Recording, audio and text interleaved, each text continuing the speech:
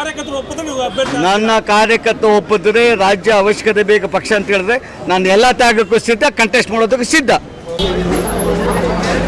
ಒಬ್ಬ ಸಾಮಾನ್ಯ BJP ಕಾರ್ಯಕರ್ತನಾಗಿ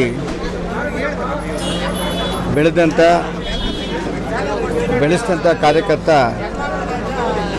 ಪುರಸಭಾ ಸದಸ್ಯನಾಗಿ ಪ್ರವೇಶ ಮಾಡಿ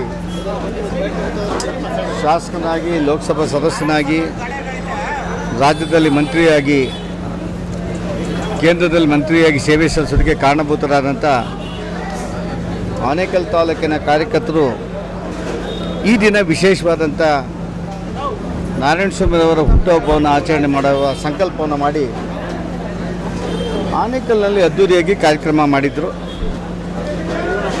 ಕಾರ್ಯಕ್ರಮದ ವಿಶೇಷತೆ ಏನಿಲ್ಲ. ಬಹುಶಃ ನಾನು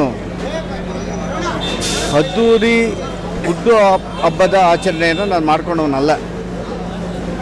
ಒಬ್ಬ ಸಾಮಾನ್ಯ ಕಾರ್ಯಕರ್ತ ಯಾವ ರೀತಿ ಇರಬೇಕೋ ಆ ರೀತಿ ಕಟ್ಟುನಿಟ್ಟಿನ ಜೀವನವನ್ನು ನಡೆಸ್ತಾ ಇದ್ದೆ ನಾನು. ಆದರೂ ರಾಜಕೀಯದಿಂದ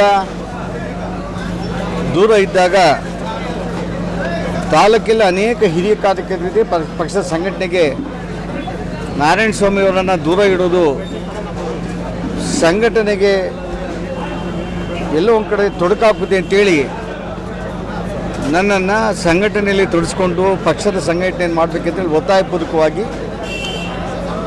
ಹುಟ್ಟುಹಬ್ಬದ ನೆಪದಲ್ಲಿ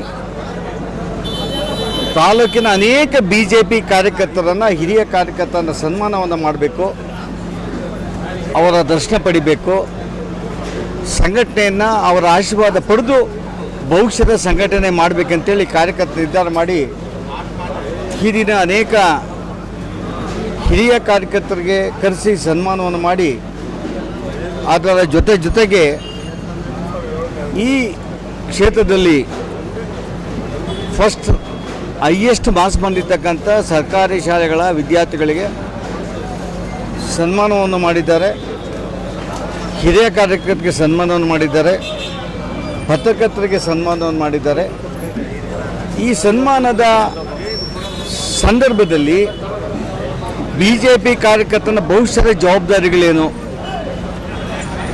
ಒಬ್ಬ ಬದ್ಧತೆ ಇರ್ತಕ್ಕಂಥ ಕಾರ್ಯಕರ್ತ ಸಂಘಟನೆ ಎಲ್ಲೋ ಒಂದು ಕಡೆ ಪಕ್ಷ 3 ಚುನಾವಣೆಗಳಲ್ಲಿ ಸೋತಾಗ ಕಾರ್ಯಕರ್ತರಿಗೆ ಕಾಯಕಲ್ಪವನ್ನು, ಶಕ್ತಿಯನ್ನು ತುಂಬಿ ಭವಿಷ್ಯದ ಚುನಾವಣೆಯಲ್ಲಿ ಆನೇಕಲ್ ತಾಲೂಕಲ್ಲಿ BJP ಗೆಲ್ಲಿಸುವ ದಿಕ್ಕಿನಲ್ಲಿ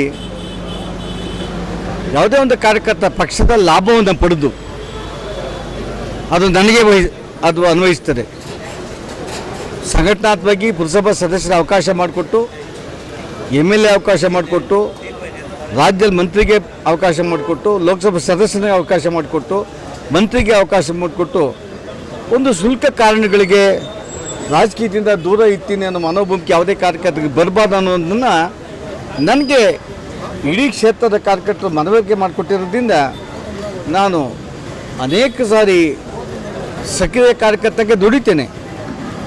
ಆದ್ದರಿಂದ ಇವತ್ತು ನನಗೆ ನನ್ನ ಕೆಲಸವನ್ನು ಯಾವ ರೀತಿ ನೀನು ಮಾಡಬೇಕಾಗಿದೆ ಅಂತ ಎಚ್ಚರಿಕೆ ಗಂಟೆಯ ಹುಟ್ಟುಹಬ್ಬವನ್ನು ನನಗೆ ಮಾಡಿ ನನಗೆ ಸಂದೇಶ ನೀಡಿದ್ದಾರೆ. ಭವಿಷ್ಯದ ದಿನಗಳಲ್ಲಿ BJPಯ ಚುನಾವಣೆ ದೃಷ್ಟಿಯಿಂದ ಅಲ್ಲದೆ ಸಂಘಟನೆ, ಕಾರ್ಯಕರ್ತರಿಗೆ ಸಂಸ್ಕಾರ, ಕಾರ್ಯಕರ್ತರಿಗೆ ಸೇವಾ ಮನೋಭಾವಕ್ಕೆ, ಪಕ್ಷದ ಜೊತೆಗೆ ದೇಶದ ರಾಜಕಾರಣದ ನರೇಂದ್ರ ಮೋದಿಯವರ ಪರಿಕಲ್ಪನೆಯ ಅನೇಕ ಯೋಜನೆಗಳ ಬಗ್ಗೆ ಮತ್ತು ದೇಶವನ್ನು ಮುನ್ನಡೆಸ್ತಾ ಇದ್ದಾರೆ ಯಾವ ರೀತಿ ಅದನ್ನು ಇಡೀ ರಾಜ್ಯದ ಕ್ಷೇತ್ರದ ಮತದಾರರ ಮನೆ ಬಾಗಿಲಿಗೆ ಕೊಂಡೊಯ್ದು ಯಾವ ರೀತಿ ಇದೆ ಅದರ ಜವಾಬ್ದಾರಿಯನ್ನು ನಿರ್ವಹಿಸಬೇಕು. ಅದ್ರ ಜೊತೆಗೆ ಇವತ್ತೇನು ಬರ್ತಾ ಇದೆ, SIR ಬರ್ತಾ ಇದೆ. 34ನೇ ತಾರೀಕಿಂದ SIR ಪ್ರಾರಂಭ ಆಗ್ತದೆ. ಇದು ದೇಶದ ಜವಾಬ್ದಾರಿ. 10 ವರ್ಷಗಳಿಗೆ ಒಂದು ಸಾರಿ SIR ನಡಿಬೇಕಾಗಿತ್ತು. ಈ ದೇಶದಲ್ಲಿ ನಡೆದಿರಲಿಲ್ಲ. ಇತ್ತೀಚೆಗೆ ಚುನಾವಣೆಗೆ ಮೊದಲು SIR ನಡೆದಿದ್ದರಿಂದ ಯಾರು ಗಡಿ ದಾಟಿ ನಮ್ಮ ದೇಶಕ್ಕೆ ಬಂದು ಯಾವ ಮತದಾರರು ನುಸುಳಿ ದೇಶದ ಡೆಮೋಕ್ರಸಿಗೆ ಆಪತ್ತನ್ನು ಇರ್ತಾ ಇದ್ದರು, ಆ ದಿಕ್ಕಿನಲ್ಲಿ SIR ಡೆಮಾಕ್ರಸಿಯನ್ನು ಶುದ್ಧಿ ಮಾಡ್ತಾಯಿದೆ, ಪ್ರಜಾಪ್ರಭುತ್ವವನ್ನು ಶುದ್ಧಿ ಮಾಡ್ತಾಯಿದೆ.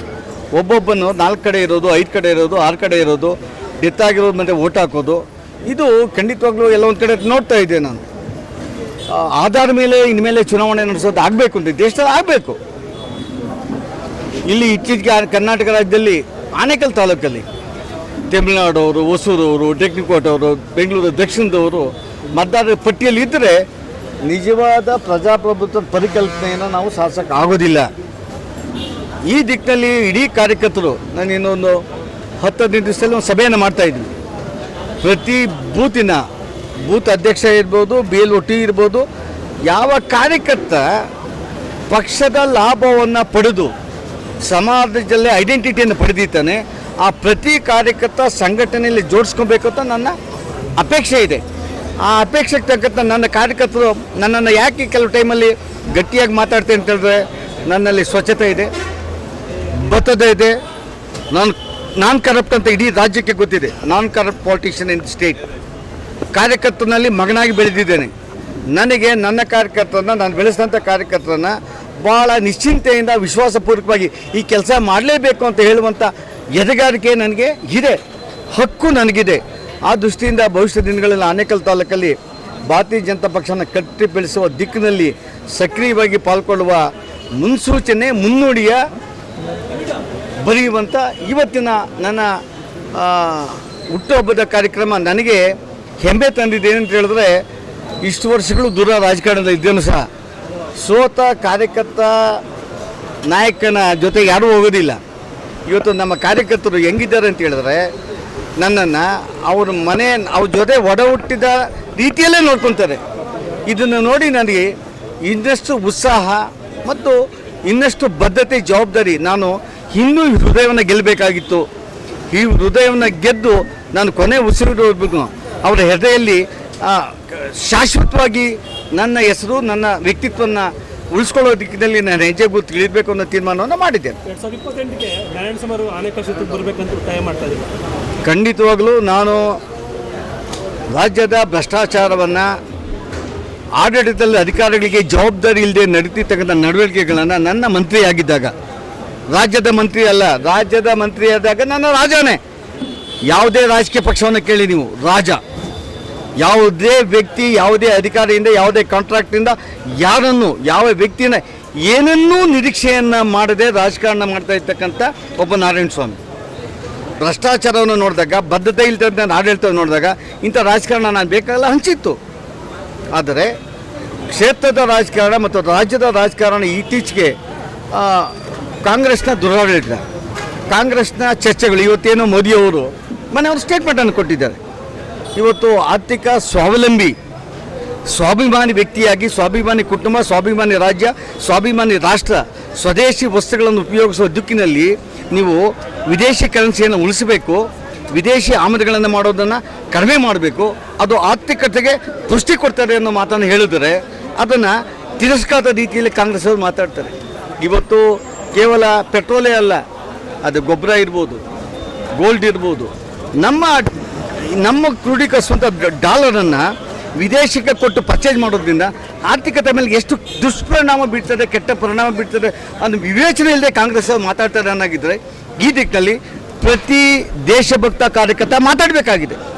ಅದನ್ನು ಈ ದೇಶದ ಆರ್ಥಿಕತೆಯ ದೃಷ್ಟಿ ಮತ್ತು ಇವತ್ತಿನ ಸಮಯದಲ್ಲಿ ಪ್ರತಿ ಮತದಾರರ ಜೊತೆ ಚರ್ಚೆ ಮಾಡುವ ಸಂಕಲ್ಪವನ್ನು ಮತ್ತು ಜಾಗೃತಿಯನ್ನು ಯುವ ಕಾರ್ಯಕರ್ತರು ಮೂಡಿಸುವ ದಿಕ್ಕಿನಲ್ಲಿ ನಮ್ಮ ಕೆಲಸ ಅವಶ್ಯಕತೆ ಇದೆ.